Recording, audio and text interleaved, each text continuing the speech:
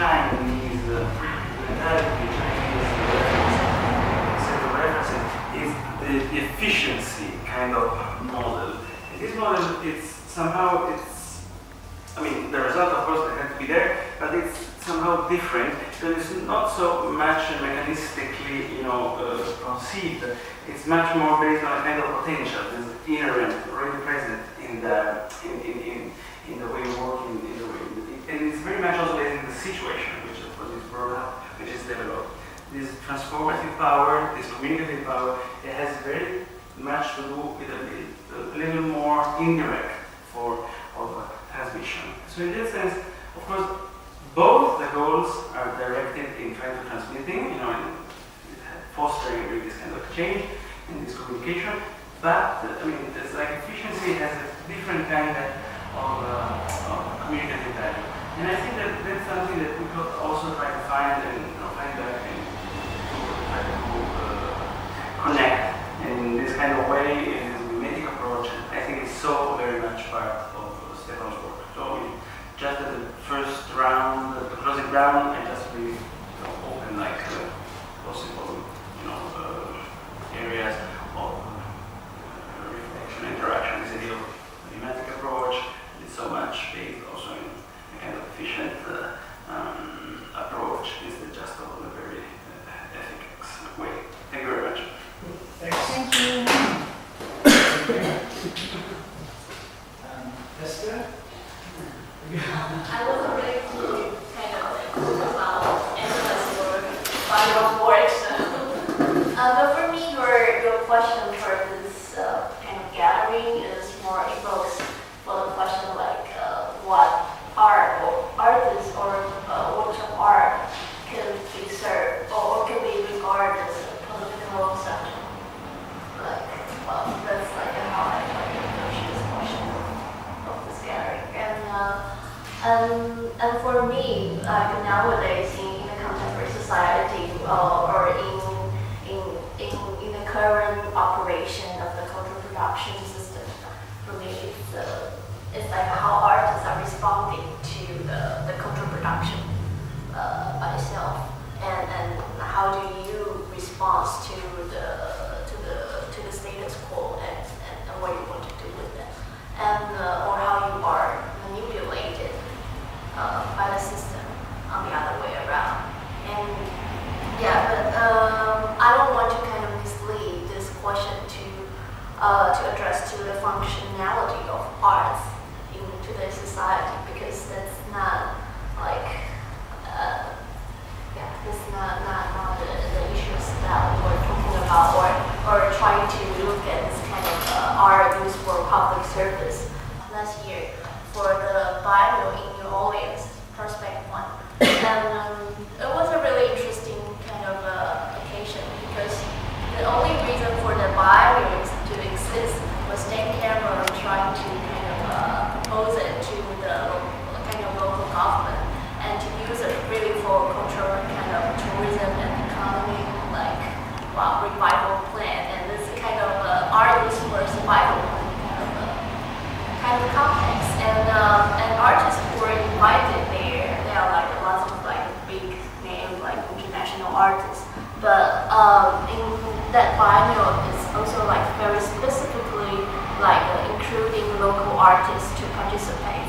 But when you really see the local artists, you will find like they are doing more like craft art, or it's really not a contemporary art, so to speak, that we are a kind of professional art audience would expect in a biennial occasion. But the mix of this is a political result, and a parallel kind of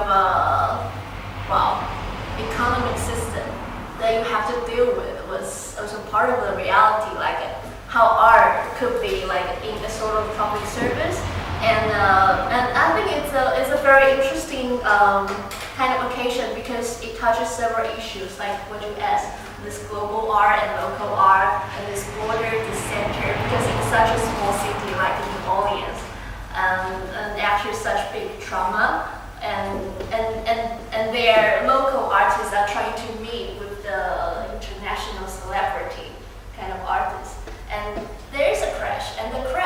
very brutal. Like, yeah, if you are from the local, like this is not the art that you know, and if you are from the international society, this is not the art that you want to see in a biennial, and it's a hardcore crash, and also it's a very sensitive issue for this biennial to be organized because they are trying to be part of the kind of economical like revival plan, and the biennial itself is spreading out through all this area that would kind of draw the water and suffer from the flood. And artists will, well, some of the artists, I wouldn't give the name, build like a big bow structure kind of thing, or like an airplane, and it's like really almost kind of a ridiculous kind of inspiration from the trauma, and to kind of give a hope for the local.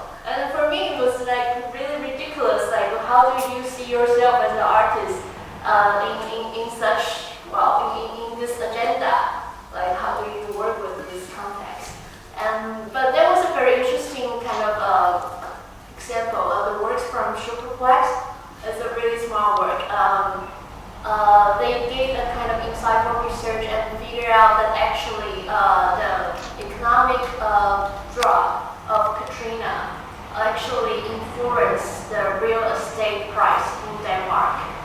And so because of Katrina, because the Americans' economic situation was going down, one family in Denmark were taking advantage of this real estate drop and bought a house. So, and so the difference of the house, of the price, the real estate price, were labeled for the photography that Superplex took for their house and sold in New Orleans. And for the price of the difference of the real estate, this photograph will be sold to use to help the local economy in New Orleans. So it creates a circulation of the economic system back again. And I think it's a very kind of neat approach of targeting this kind of economic issue for such local, instead of, you know, building a big bowl like an Ark of Noah or something. It's just kind of crazy idea. And yeah, so what I would like to open this question is like to see like how artwork or a body of artwork and artists could serve as a political subject, like in a situation that probably certain power could be exercised toward different direction. And yeah. Just a question. The question is, don't you think that probably this kind of project, like in the context of New Orleans project one, that where the result, let's say, is usually the big sculpture, the intervention, whatever, etc. Most of the time is also somehow based, related to a kind of collaborative effort that is then, developed, somehow offered by the artist in collaboration with blah blah, whatever, there are many modalities, of course, many options in that sense. So, because as far as we know, mostly of this kind of event, they tend also to, there are also many other examples, sites Santa Fe, where we usually get the result, it's just, let's say, a small part of what has been, usually the whole strategy of involving people, let's say, in the sense that what is usually conceived as the community. So in the sense, the whole project of the artist is not so much probably focused on what, of course, will be there at the end as a result of the show as the finalized work destined, let's say, to the art community. But it also has the pre-existing life, which is much more like a whole, and of course there are very different ways of developing it, but let's call it the collaborative effort, to develop a kind of community. And in that sense, the art, since we're speaking of, usually kind of democratic, or you said like public service, it could in that sense help, bringing or developing, something